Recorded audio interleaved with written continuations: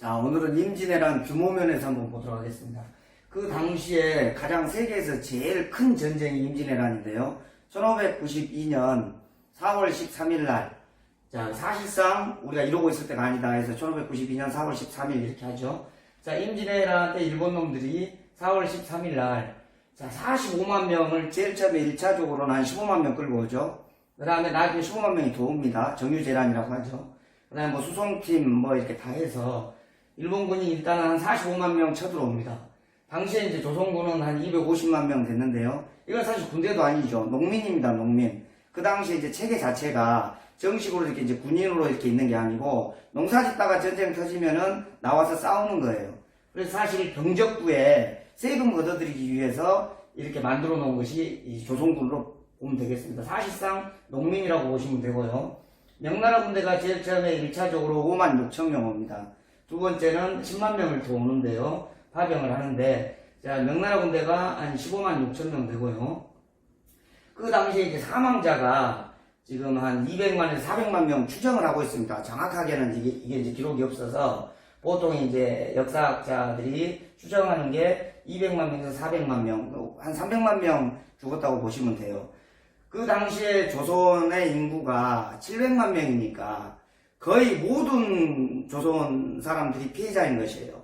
거의 뭐 학살 수준이죠.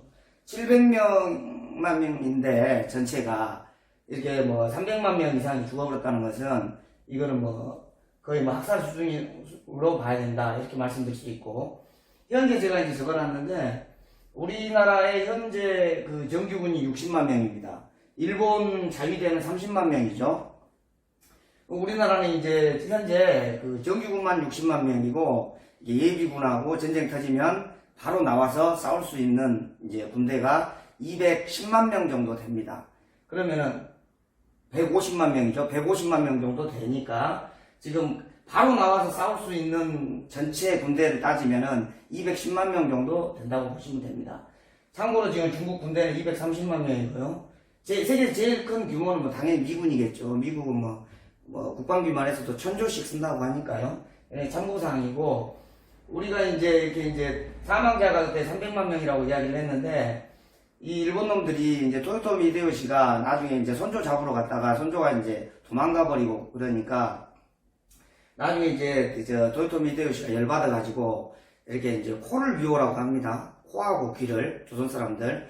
그래서 코하고 귀를 비워가지고 이 막부, 그러니까 다이묘들이죠. 장군들이 그 일본으로 보내요. 그래서 이제 저기 그 항아리 있지 않습니까? 항아리에다가 이렇게 소금을 넣은 다음에 그 다음에 이제 코를 넣는 거죠. 그 다음에 귀를 넣고 이렇게 해서 보내면은 영수증을 받아와요. 영수증이 뭐 코 3,000개, 귀 5,000개 이렇게 해가지고 일본으로 보내면은 그걸로 가지고 이제 포상을 하는 겁니다. 토요토미 히데요시가. 지금도 교토에 가면은 그 토요토미를 모시는 사당이 있는데 일본 놈들 입장에서 그 옆에 코 무덤이 있어요. 그 코 무덤이 한 21만 4천 개 정도 있다고 하니까 진짜 이게 진짜 이게 우리가 이제 화가 안 날 수도 없는 거죠. 살아있는 사람들 코도 비어가 버리고 3살 먹은 아이들 코도 비어갔다고 합니다.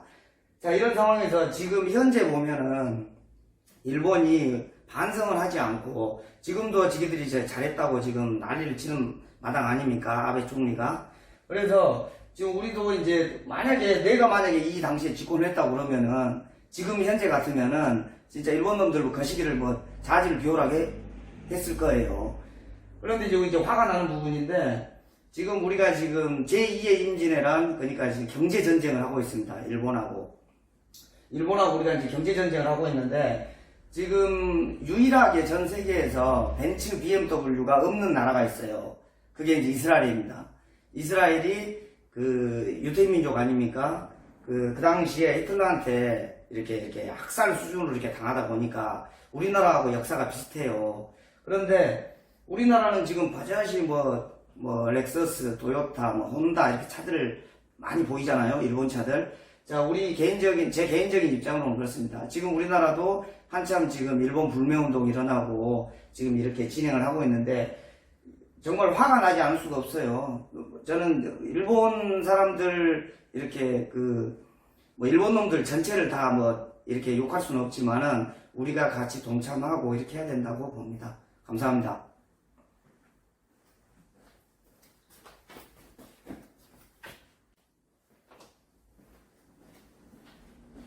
그리고 참고로 지금 우리나라하고 일본하고 만약에 독도 문제 때문에 지금 지기들이 뭐 독도도 뭐 자기들 땅이라고 뭐 우기는 놈들인데 지금 만에 하나 절대 그런 일이 있어서는 안 되겠지만 일본하고 전쟁이 붙지 않습니까? 그러면은 전 주한미군 사령관이 이야기한 게 있어요. 대한민국이 무조건 이긴답니다. 그 이유는 뭐 이렇게 해군도 있고 공군도 있고 육군도 있고 그러는데 그 자체만으로는 비슷해요. 그런데 우리나라는 지금 1000개 이상이 있습니다. 뭐가? 미사일이 1000개 이상이 있는 거죠. 일본은 미사일이 없습니다. 일본은 그때 세계 제2차 대전 일으키고 나서 패망국이잖아요. 패전국이잖아요. 그러다 보니까 일본은 군대가 있더라도 자기들을 자체적으로 보호할 수 있는 자유대만 있는 것이지 공격용 미사일이라든지 공격용 무기는 이렇게 만들 수가 없게끔 돼 있어요. 가지고 있을 수가 없는 것이죠. 그래서 전쟁이 우리나라하고 만에 하나 전쟁이 일어났다 그러면은 바로 우리나라 미사일 1000개 이상이 일본 본토로 이렇게 타격을 하게 돼 있답니다. 그러니까 아무튼 우리가 지금 이게 이제 한 420년 전인데요. 400년 전 상황하고 현재 상황은 월등히 다르다. 그 다음에 2018년도 미국에서 나온 국방보고서를 보면은 우리가 국방력이 다 앞섭니다. 우리가 지금 세계 6, 7위 정도 되고요. 오히려 일본이 7, 8위 정도 됩니다. 자, 우리가 이제 이런 부분에 대해서 약간 이제 자부심을 가져야겠죠. 감사합니다.